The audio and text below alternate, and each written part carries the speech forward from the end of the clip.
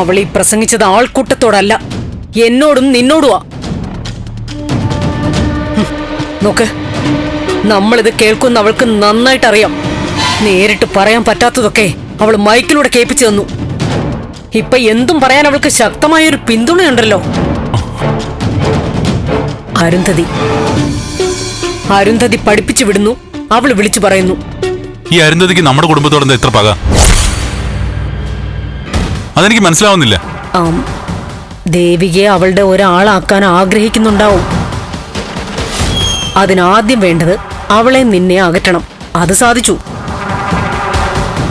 പിന്നെ ഈ വീട്ടിൽ ഒരനിശ്ചിതത്വം ഉണ്ടാക്കണം. ഇപ്പൊ അതുമായി സിദ്ധുവും ദേവികയുടെ ഭാഗത്ത് പൂർണ്ണമായി ചേർന്നല്ലോ. ആദ്യമേ തെരഞ്ഞെടുപ്പ് വിഷയത്തില് അമ്മ ദേവി സപ്പോർട്ട് ചെയ്യാൻ പാടില്ലായിരുന്നു.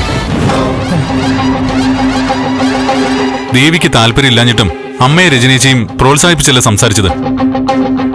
എന്നിട്ട് നോമിനേഷൻ കൊടുക്കുന്നതിന് തൊട്ടു മുമ്പ് മത്സരിക്കാൻ പാടില്ലെന്ന് പറഞ്ഞത് ശരിയായ നടപടിയല്ല. നിങ്ങളെല്ലാരും കൂടി തന്നെയാ അവളെ സ്ഥാനാർത്ഥിയാക്കിയത്. ഇനി നിരന്തരമായ പ്രശ്നങ്ങളുണ്ടാവും. വോട്ട് ചോദിച്ച് ഇവിടെയും വന്നേക്കാം.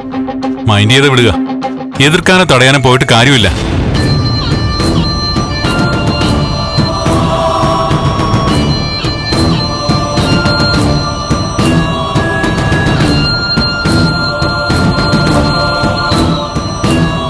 അമ്മേ, അവള് പ്രസംഗിക്കുകയോ പ്രധാനമന്ത്രിയാകുകയോ എന്ത് വേണേ ആയിക്കോട്ടെ, എനിക്കതിലൊന്നും ഒരു വിഷമവുമില്ല. അമ്മയെ അവളെ ശ്രദ്ധിക്കാൻ പോണ്ട. ശ്രദ്ധിക്കുന്നില്ല. പക്ഷെ അരുന്ധതി, അവള് നമ്മുടെ പിറകെയുണ്ട്. അരുന്ധതിയെ സൂക്ഷിക്കുക തന്നെ വേണം. അവരെന്തിനാ പേടിക്കുന്നേ?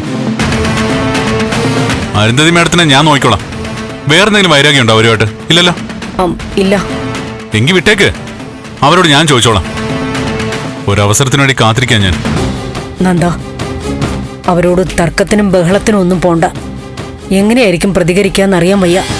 എങ്ങനെയോ പ്രതികരിച്ചോട്ടെ, ഒക്കെ ഞാൻ നോക്കിക്കോളാം. എന്തായാലും അവള് ജയിക്കാൻ പോകുന്നില്ല, അതേ ഉറപ്പുവരാം.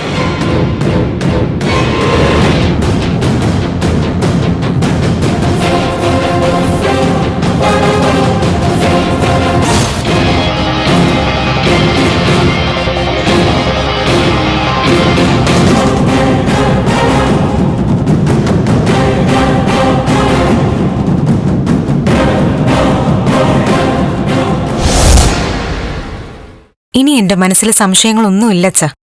ഞാൻ തീരുമാനിച്ചു കഴിഞ്ഞു. പൂർണ്ണ മനസ്സോടെ തന്നെ പ്രചരണത്തിനിറങ്ങും. വിജയിക്കുകയും ചെയ്യും. മതി, അത്രയും കേട്ടാ മതി എനിക്ക്. സത്യം പറഞ്ഞ മോളെ, നിന്റെ കാര്യത്തിൽ ഞാനും ഇതുവരെ വല്ലാതെ അസ്വസ്ഥനായിരുന്നു. ഞാനും കൂടി പ്രേരിപ്പിച്ചിട്ടാ നിന്നെ സ്ഥാനാർത്ഥിയാക്കിയത്.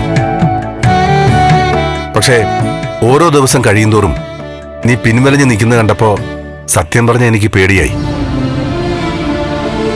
ഒരു സീറ്റ് എന്ന് പറയുന്നത് നമുക്ക് കിട്ടുന്ന നേട്ടങ്ങൾക്കപ്പുറം ഒരു പ്രസ്ഥാനം നമ്മളോട് കാണിക്കുന്ന വിശ്വാസവും നമ്മളെ ഏൽപ്പിക്കുന്ന ചുമതലയുമാണ്. അത് ഭംഗിയായി നിറവേറ്റുക നമ്മുടെ കടമയാണ്. മറ്റൊരാൾക്ക് കിട്ടേണ്ട അവസരമാണ് നമുക്ക് കിട്ടിയത്. അതിനോട് മോൾ ആത്മാർത്ഥത കാണിക്കാതിരുന്നപ്പോ എന്ത് ചെയ്യണമെന്നറിയാതെയാ ഞാൻ നിന്നത്. ഇനി പിന്നോട്ടില്ലച്ചാ. നിന്നെ ഒരു MLA ആക്കി കുടുംബത്തിന് നേട്ടം ഉണ്ടാക്കുകയായിരുന്നില്ല എന്റെ ലക്ഷ്യം. നാടിന് നല്ലൊരു നേതാവിനെ കൊടുക്കുക, അതായിരുന്നു സ്വപ്നം. അഴിമതിയോ അത്യാഗ്രഹമൊന്നും ഇല്ലാത്ത ഒരാളാ നീ. നിന്നെപ്പോലൊരാള് വേണം ജയിച്ച അസംബ്ലിയിലെത്താൻ. ത്യാഗരാജനെ പോലെ ചില പണച്ചാക്കുകൾ പ്രസ്ഥാനത്തിൽ നുഴഞ്ഞു കയറിയിട്ടുണ്ട്, അതറിയാം. മോളെപ്പോലുള്ളവർ വന്നാലേ ത്യാഗരാജന്മാരെ പുറത്താക്കാൻ പറ്റൂ.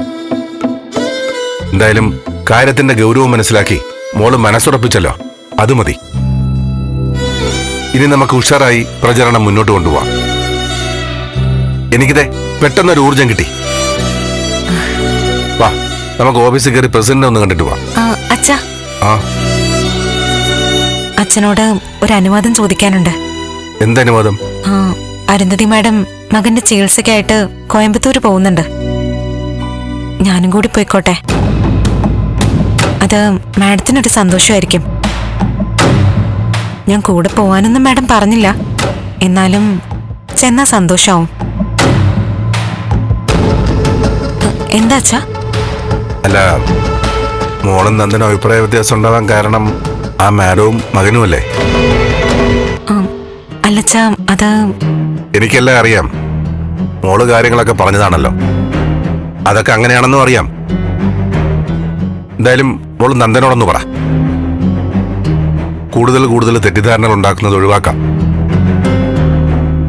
തുറന്നു പറയുമ്പോ നന്ദനും ചിലപ്പോൾ സന്തോഷാവും.